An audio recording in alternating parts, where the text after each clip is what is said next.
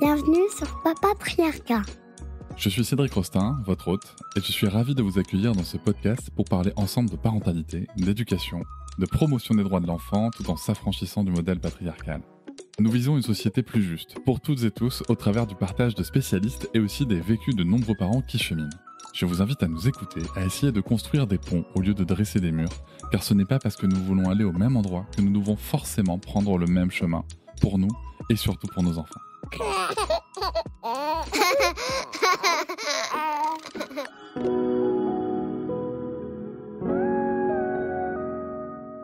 Aujourd'hui, on va parler d'une approche qui, pour beaucoup, change profondément la manière d'accompagner nos enfants, la parentalité consciente. On grandit avec l'idée que notre rôle de parent est de guider, d'éduquer, d'enseigner. Mais si notre plus grande mission était avant tout de nous transformer nous-mêmes? Et si la clé pour accompagner nos enfants n'était pas dans des méthodes toutes faites, mais dans un travail sur notre propre histoire, nos schémas inconscients, nos blessures d'enfance? Pour explorer cette question, j'ai le plaisir d'accueillir une invitée exceptionnelle, la docteure Shefali Tsabary, psychologue clinicienne et autrice à succès. Elle est reconnue mondialement pour son approche révolutionnaire de la parentalité. Son livre The Conscious Parent a été salué par Oprah Winfrey comme l'un des ouvrages les plus puissants jamais écrits sur l'éducation des enfants. Aujourd'hui, nous nous appuierons sur son dernier livre, The Parenting Map, qui propose un parcours structuré en 20 étapes pour mieux comprendre et transformer notre parentalité. Dans cet épisode, on va aussi parler de parentalité inconsciente et des schémas qu'on répète sans le savoir, des clés pour transformer nos frustrations en prise de conscience et de cette fameuse culpabilité qui accompagne tant de parents.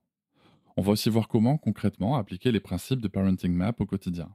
N'hésite pas à t'abonner au podcast, à laisser une note avec un max d'étoiles et commenter partout où c'est possible, comme sur Apple Podcast et Spotify. Là-bas, je peux même te répondre. On se retrouve aussi sur les réseaux sociaux comme Instagram, Facebook, TikTok et LinkedIn. Tu peux aussi réagir en laissant un audio sur l'outil SpeakPipe, même depuis ton téléphone. Le lien est en description. Et si tu souhaites soutenir financièrement le podcast pour l'aider à se développer, tu peux t'abonner à Papatriarcat Plus pour écouter les épisodes sans pub, en avance et avoir accès à plus de 80 bonus. Le lien est aussi en description. Allez, on y va tout de suite avec ma première question. Docteur Shefali, comment définiriez-vous la parentalité consciente et pourquoi est-ce une approche essentielle pour transformer notre relation avec nos enfants? Je te souhaite une bonne écoute. Eh bien, pour comprendre la parentalité consciente, nous devons d'abord comprendre la parentalité inconsciente, ce que j'appelle en fait la parentalité traditionnelle. C'est celle que la plupart d'entre nous avons connue, dans laquelle le parent se concentre uniquement sur la création d'un enfant parfait, qui pourrait lui permettre de se sentir bien dans sa peau et qui pourrait réaliser ses propres fantasmes en somme. En fait, on n'a pas vraiment prêté attention à l'impact de notre propre enfance sur notre relation parentale. La parentalité consciente, elle repose sur quoi? Sur la prise de conscience que l'enfant n'est pas là pour combler nos attentes, mais bien pour découvrir qui il est. Élever un enfant, c'est aussi s'élever soi-même en fait. La parentalité consciente, elle met l'accent sur le travail du parent pour devenir plus conscient, se développer et comprendre l'influence qu'il exerce sur la relation avec son enfant. Merci beaucoup. Dans votre livre The Parenting Map, vous décrivez 3 étapes clés. Passer de la frustration à la clarté, du contrôle au choix conscient et du conflit à la connexion. Pourriez-vous expliquer chacune de ces étapes et pourquoi elles sont essentielles? La première partie de mon livre, The Parenting Map, se concentre sur la compréhension de la souffrance causée par nos croyances limitantes. Par exemple, la croyance selon laquelle nous devons rendre nos enfants heureux tout le temps, ou celle qui dit qu'un enfant doit absolument réussir, ou encore l'idée que nous devons contrôler notre enfant pour être un bon parent, ces croyances créent des relations totalement dysfonctionnelles. Ensuite, le livre amène les parents à comprendre leur propre enfance et leurs blessures intérieures, ainsi que les masques de l'ego qu'ils portent afin de se protéger. J'explique ces différents masques dans mon livre. Enfin, la dernière partie du livre propose des outils concrets pour se connecter avec son enfant. Au travers de ces 20 étapes réparties en 3 phases, les parents deviennent ainsi plus conscients, plus connectés et guérissent leurs propres blessures. Je considère en fait la relation parent-enfant comme une invitation pour les parents à s'élever eux-mêmes et à devenir plus conscients. C'est ce que j'enseigne dans ce livre. Comment les parents peuvent-ils devenir plus conscients? Ok, je pense que nous avons besoin de ce livre en français, s'il vous plaît. Je crois qu'il est en cours de traduction. Il a déjà été traduit dans de nombreuses langues. Ah merci, c'est une excellente nouvelle. Comment notre audience peut-elle identifier les schémas inconscients hérités de leur propre éducation et éviter de les reproduire avec leurs enfants? En fait, c'est très difficile de les éviter totalement. Le mieux qu'on puisse faire, c'est d'en prendre conscience et d'essayer de les arrêter. On va forcément répéter des schémas, c'est complètement inévitable. La question, c'est de savoir pendant combien de temps, avec quelle intensité et si nous sommes capables de les changer. Il ne s'agit pas d'être un parent parfait, de jamais crier ou de ne jamais faire d'erreur. Nous allons échouer encore et encore, peut-être tous les jours. L'important donc, c'est pas la perfection, mais vraiment la prise de conscience. Pourquoi ai-je réagi ainsi ? D'où vient cette émotion ? Nos enfants nous renvoient des informations précieuses sur nous-mêmes. À nous de les écouter et de nous élever vers un niveau de conscience supérieur. Est-ce correct de dire que chaque fois que j'agis d'une manière que je ne veux pas, mais que je ne peux pas contrôler, c'est une manifestation de schéma inconscient ? Oui, à chaque fois que nous perdons notre calme, sans même nous en rendre compte, cela signifie que notre inconscient a pris le dessus, influencé bien souvent par notre passé. Nous ne savons pas exactement quelle expérience passée est en cause, mais le simple fait qu'une émotion nous submerge comme un tsunami indique que nous nous sommes coincés dans un schéma inconscient. C'est une invitation en fait à se regarder dans le miroir et à se dire « Waouh, j'ai vraiment perdu mon sang-froid là. De quoi s'agit-il exactement ? Quelles émotions suis-je en train de ressentir ? Peut-être viennent-elles de mon enfance, de mon premier mariage, d'une amitié d'enfance. Je ne sais pas d'où exactement cela provient, probablement d'un mélange de plusieurs expériences. Mais ce qui importe, c'est que, en cet instant précis, je me comporte de manière irrationnelle et je dois examiner cela en moi-même. Dans le modèle parental traditionnel, lorsqu'un parent perd son calme, il ne se remet pas en question, il blâme directement son enfant. Mais dans le modèle de parentalité consciente, nous nous demandons plutôt en quoi suis-je responsable de cette dynamique ? Comment est-ce que je contribue à ce problème dans la vie de mon enfant ? Je me demande quand même, est-ce que ça crée pas beaucoup de culpabilité ? De la culpabilité au sens du blâme ? Oui. Alors, il ne s'agit pas de culpabilité, mais vraiment de responsabilité. Est-ce que je fais ressentir à mon enfant qu'il est fautif parce que moi, j'ai perdu mon sang-froid ? Ou est-ce que je me regarde en face ? Il s'agit en fait d'une responsabilité sacrée, celle d'assumer une part de nos propres schémas inconscients. Il ne s'agit clairement pas de blâmer notre enfant au risque qu'il finisse par croire qu'il est le problème, alors que nous avons également joué un rôle dans cette dynamique. Merci beaucoup. Quels outils concrets proposez-vous pour transformer les moments de frustration et de stress parental en moments de clarté et de croissance ? Eh bien, il y a plusieurs étapes. La première est vraiment de se regarder dans le miroir et de prendre conscience que ce n'est pas seulement la faute de notre enfant. L'idée que quelqu'un d'extérieur puisse provoquer en nous autant de souffrance sur une longue période, je peux comprendre que ça arrive une fois, 2 fois, 10 fois, mais si cela devient un schéma répétitif, comment pouvons-nous continuer à blâmer notre enfant ou notre partenaire pour cette douleur ? À un moment donné, on doit se dire soit j'arrête, soit je change, soit j'accepte. Avec un enfant, on ne peut pas juste partir, mais on peut choisir d'interrompre le schéma ou même de le transformer en fait. Si nous sommes pris dans un cycle qui se répète année après année, nous devons nous poser une question essentielle. D'accord, je fais partie de cette dynamique, je suis en train de la co-créer. Comment suis-je en train de me faire cela à moi-même ? C'est à ce moment-là que nous pouvons vraiment commencer à changer. Dans The Parenting Map, vous insistez sur l'importance des choix conscients. Quels sont quelques exemples concrets de décisions conscientes que les parents peuvent prendre dans leur quotidien ? Eh bien, il y a tellement de décisions à prendre. La première grande décision que nous devons prendre, c'est d'arrêter de juger nos enfants en leur attribuant des étiquettes comme c'est bien ou c'est mal. Dès que nous collons une étiquette à un comportement, c'est mauvais, c'est mauvais, c'est mauvais. Cela crée une émotion négative en nous et nous risquons alors de réagir de manière complètement inappropriée. Nous devons passer d'un mode de jugement et de blâme à un mode de compréhension. Qu'est-ce que mon enfant essaye de me dire ? Qu'est-ce qu'il tente de me communiquer à travers son comportement ? En réalité, si nous jugeons nos enfants, c'est souvent parce qu'ils nous renvoient une émotion désagréable. Ils nous font ressentir une forme de responsabilité. Et comme nous n'aimons pas ce sentiment, nous les jugeons comme étant mauvais. Puis nous les punissons, les réprimandons, ou même on les fait taire. Mais si au lieu de cela, nous essayions d'adopter une posture d'écoute et de compréhension. D'accord, je n'aime pas ce qu'il fait, mais puis-je essayer de comprendre pourquoi il le fait ? Lorsque nous commençons à comprendre quelqu'un, nous cessons d'être dans la simple réaction émotionnelle ou dans les cris. C'est l'un des plus grands changements que nous pouvons opérer. Par exemple, si notre enfant nous dit « Je déteste la façon dont tu me parles, tu es le pire parent », au lieu de vous défendre et de répondre « Oh bah non, je suis un parent génial », mettez-vous à sa place et dites-vous « Waouh, ça doit être tellement dur d'avoir un parent que tu ressens comme étant le pire parent. Ça doit être une sensation horrible. C'est très difficile à faire parce qu'il parle de vous. Vous vous dites « Quoi ? Mais non, je ne suis pas un mauvais parent, je suis un super parent. » Mais si vous voulez vraiment provoquer un changement chez eux, vous devez leur dire « Ça doit être vraiment terrible pour toi d'avoir l'impression d'avoir le pire parent du monde. » En disant cela, l'enfant commence à se sentir compris et écouté. C'est hyper difficile à faire. Une autre manière d'aider nos enfants, c'est de les valider.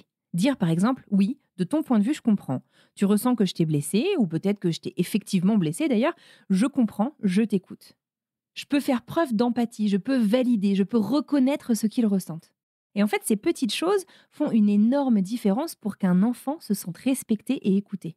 Mais beaucoup d'entre nous réagissent en se mettant sur la défensive. Nous nous sentons jugés et nous détournons la conversation. Bien sûr, les bases restent essentielles, ne pas crier sur les enfants, faire une pause, prendre du recul et se détendre. Ça reste des principes fondamentaux. Peut-être avez-vous une astuce? Si nous commençons à crier, à nous mettre en colère, si nous sommes en pleine crise nous-mêmes, comment pouvons-nous arrêter cela? Avez-vous quelque chose pour nous aider, s'il vous plaît? Mettre quelque chose sur notre bouche, vous voulez dire? Fermer les yeux, fermer les oreilles? Il y a tellement de choses qu'on peut faire. Dans mon livre, je parle du fait que nous, parents, ne comprenons pas bien le cerveau de l'enfant. Si nous comprenions comment leur cerveau fonctionne et se développe, je pense qu'on éviterait énormément de cris. Par exemple, si notre enfant oublie son sac à dos, nous avons envie de lui crier dessus. S'il oublie de ranger sa chambre, on a envie de lui crier dessus. Mais ça provoque une déconnexion. Ce qu'on doit comprendre, c'est que leur cerveau n'est pas encore développé pour se souvenir des choses. Leur cerveau n'est pas encore organisé. Il y a de grandes lacunes. Et pourtant, nous nous mettons en colère contre eux alors qu'ils ne sont pas encore capables d'agir différemment. Si on comprend ça, alors on peut comprendre que les enfants ont besoin de sécurité et de stabilité. Et on sera beaucoup plus intentionnel finalement dans la création de cette sécurité. Si nous comprenons que les enfants ont besoin de jouer, d'être spontanés et qu'ils ne peuvent pas vraiment rester assis à un bureau pendant des heures, alors lorsqu'ils ne réussissent pas bien à l'école, on ne sera pas aussi en colère. Les enfants ont besoin d'interagir avec d'autres enfants. Les enfants font des crises de colère, ils subissent des tempêtes émotionnelles parce que leur cerveau n'est pas encore régulé sur le plan émotionnel. Toutes ces façons de voir nos enfants peuvent nous aider dans ces moments-là à ne pas avoir envie de les tuer, quoi. Nous voulons faire ce qu'il y a de mieux pour eux. Mais si nous comprenons que c'est dans leur nature et que c'est notre responsabilité en tant que parents de les avoir sans en comprendre la réalité. En fait, c'est comme adopter un chien et s'attendre à ce qu'il se comporte comme un chat. Les enfants sont sauvages, ils sont imprévisibles, désordonnés, sales. Ils n'écoutent pas, ils sont désorganisés. La plupart détestent étudier, ils vont se rebeller, être ingrats. C'est leur nature. Cela ne signifie bien entendu pas qu'ils ne doivent pas évoluer ou devenir des personnes formidables, mais une partie de leur comportement est intrinsèquement liée à leur nature d'enfant. Si nous pouvions l'accepter, nous nous épargnerions beaucoup de souffrance et de frustration en fait. Dans The Conscious Parents, vous mentionnez que les enfants sont nos partenaires spirituels. Pouvez-vous nous expliquer ce concept et comment il peut aider les parents à mieux soutenir leurs enfants? Le modèle parental traditionnel dit que le parent est responsable et doit montrer la voie. Mais ce que j'enseigne dans la parentalité consciente, c'est d'aussi laisser les enfants nous guider. Laissez-les vous enseigner. Nous avons tant à apprendre d'eux. Si vous acceptez de les voir comme vos partenaires spirituels, alors vous pourrez envisager la parentalité comme une aventure partagée, une relation de partenariat, et non comme une dynamique où vous êtes le seul à dicter les règles. Cela ne signifie pas que le parent ne doit pas être un leader. Bien sûr, lorsqu'ils sont jeunes, les enfants ont besoin d'être encore plus guidés. Mais en grandissant, nous pouvons entrer de plus en plus dans un partenariat avec eux. De cette manière, nos enfants peuvent aussi grandir librement en étant eux-mêmes. Nous pouvons apprendre énormément d'eux à travers ce qu'ils sont et ce qu'ils nous renvoient comme feedback. Aussi, on utilise cette relation comme un moyen d'évolution personnelle. C'est pas un processus à sens unique où seul le parent enseigne à l'enfant. L'enfant nous enseigne beaucoup aussi. Pourriez-vous nous expliquer l'importance de disciplines respectueuses et en quoi elles diffèrent des approches plus traditionnelles basées sur la punition? En France, nous avons une culture très axée sur la punition.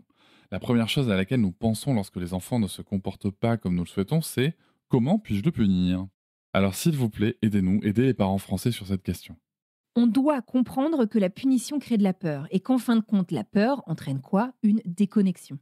On doit se poser la question, est-ce que je veux créer de la peur chez mon enfant? Est-ce que je veux l'opprimer, le réprimer? Ou est-ce que je veux qu'il se sente en sécurité? Encore une fois, comme je l'ai dit, les enfants ont besoin de se sentir en sécurité.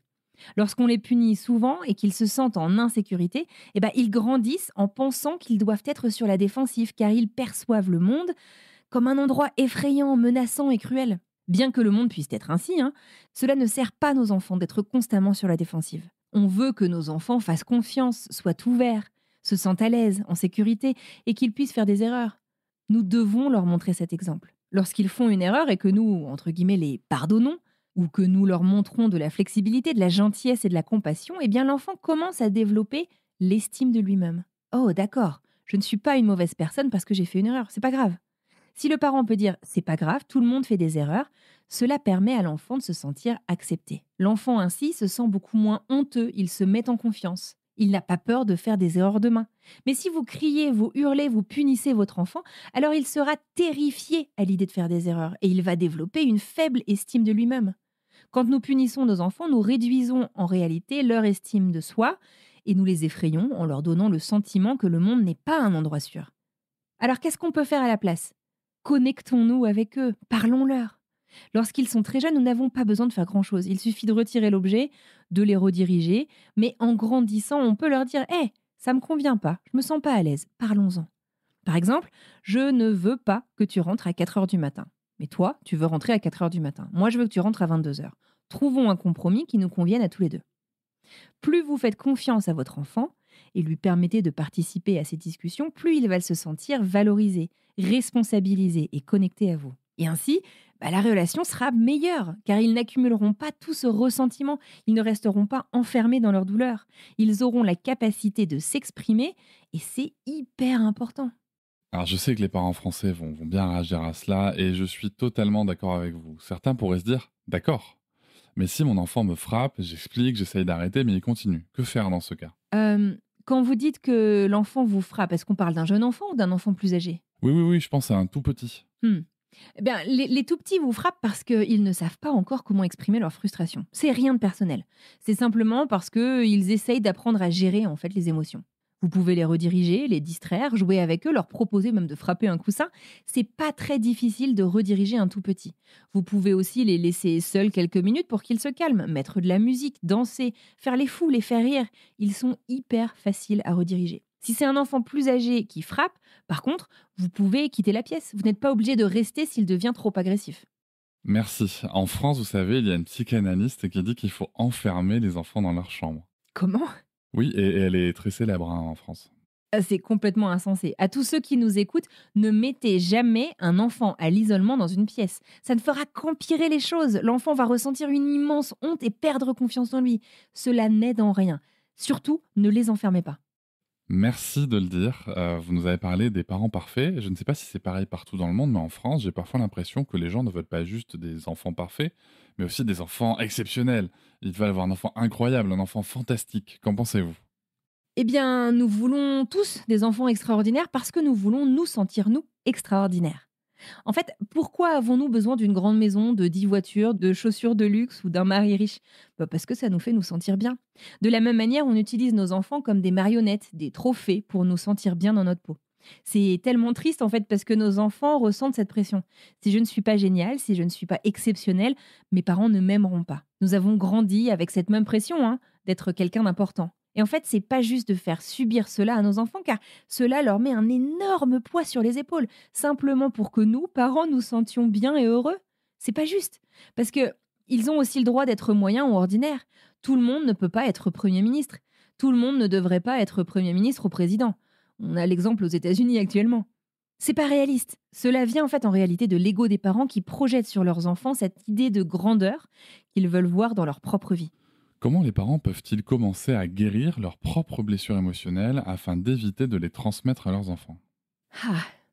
La meilleure façon d'éviter de transmettre vos blessures à vos enfants, c'est d'abord d'en prendre conscience de vos réactions. Vous commencez par observer vos propres comportements. Mangez-vous trop, buvez-vous trop, criez-vous trop? C'est par là qu'il faut commencer. Ensuite, il faut aller un peu plus en profondeur et se poser la question, pourquoi est-ce que je crie autant?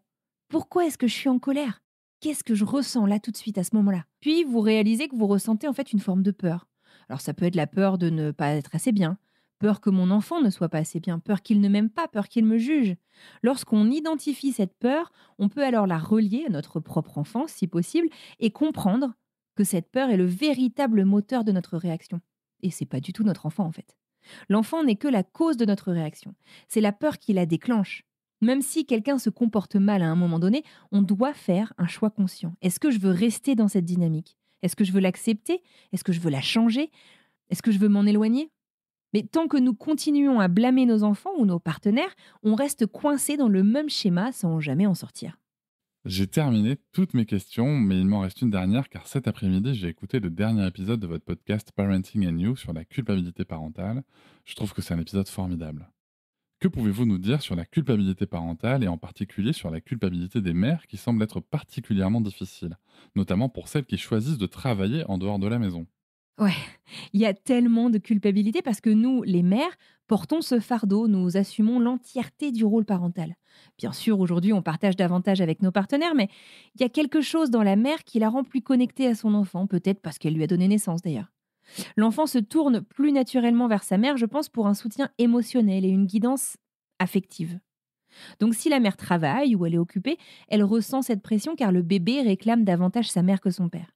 C'est hyper difficile pour une mère qui travaille de trouver un équilibre entre être mère et avoir une carrière. La pression est immense. La façon dont j'aide les parents, c'est en leur apprenant à reconnaître cette culpabilité, à en prendre conscience et à être bienveillants envers eux-mêmes. C'est normal. Vous avez le droit de travailler en dehors de la maison. Mais oui, vous allez ressentir beaucoup de culpabilité. Comment gérer cela? L'objectif, en fait, c'est pas d'éliminer la culpabilité. Elle sera probablement toujours là. L'enjeu est plutôt de se demander comment puis-je vivre avec cette culpabilité sans arrêter de vivre ma vie? Comment est-ce que je peux remplir le réservoir émotionnel de mon enfant tout en remplissant aussi le mien? Et c'est pas facile. C'est pas facile, c'est pas parfait, c'est très chaotique. Mais on en fait un petit peu le lundi, un petit peu le mardi, un petit peu le mercredi, et on peut quand même avoir sa propre vie. C'est possible. Il faut simplement accepter de payer le prix de cette culpabilité qui touche la plupart des mères qui travaillent, car nous ne restons plus autant à la maison qu'avant. Mais c'est pas grave, vos enfants iront bien, ils survivront. Ce qui est essentiel, c'est d'être bienveillante envers soi-même et de faire de son mieux.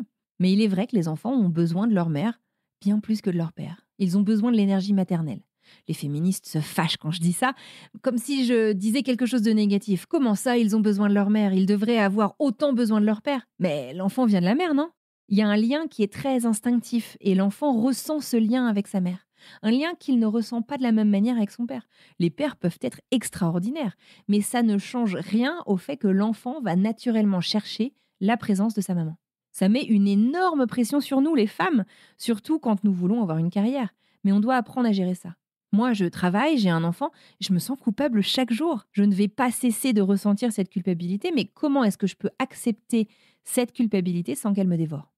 Ah oui, une dernière chose à propos du père. En France, dans les médias, on dit souvent aux pères qu'ils doivent être la loi dans la maison et intimider leurs enfants. Rappelons qu'intimider veut dire remplir de peur quelqu'un. C'est un modèle très traditionnel. Que voudriez-vous dire à un père français qui vous écoute en ce moment? C'est une manière très dépassée d'élever les enfants. Le père joue le rôle du méchant qui arrive pour crier et imposer son autorité. C'est absurde. Ne faites pas ça. Vous n'avez pas besoin de reproduire ce modèle traditionnel. Les enfants ont tant à apprendre de leur père. Les pères ont un rôle extraordinaire dans la vie de leurs enfants. La figure masculine est puissante, l'énergie masculine est essentielle pour les enfants. Mais ne confondez pas cette énergie avec les cris et les hurlements, car cela relève du patriarcat toxique. Vous pouvez être une figure d'autorité, mais sans tomber dans un patriarcat dysfonctionnel et toxique. Soyez un leader, mais aussi un homme bienveillant, compatissant et patient. La masculinité ne signifie pas qu'il faut crier, punir ou même être dur. La vraie énergie masculine, c'est être ancré, stable, patient, équilibré et posé. C'est ça la véritable masculinité. Ok, merci beaucoup, Dr Shefali. Oh, merci beaucoup de m'avoir reçu. Je vous remercie de m'avoir écouté. Je vous invite à vous abonner au podcast sur votre plateforme préférée et à me retrouver sur Instagram, TikTok, Facebook et sur le blog papatriarca.fr. À bientôt.